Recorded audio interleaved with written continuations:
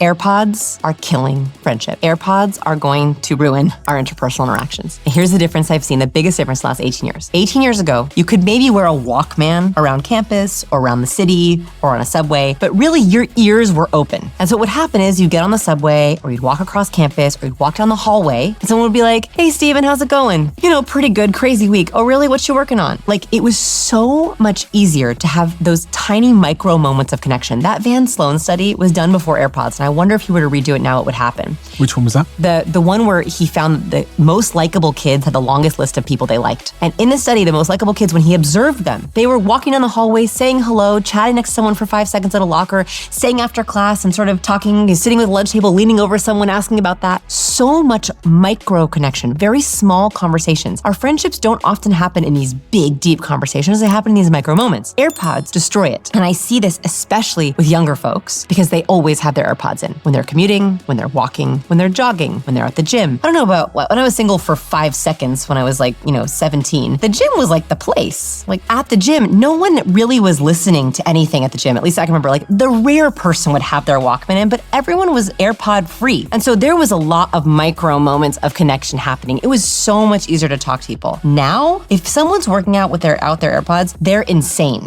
I'm like, what are they doing? They should go home. It's weird. It's weird.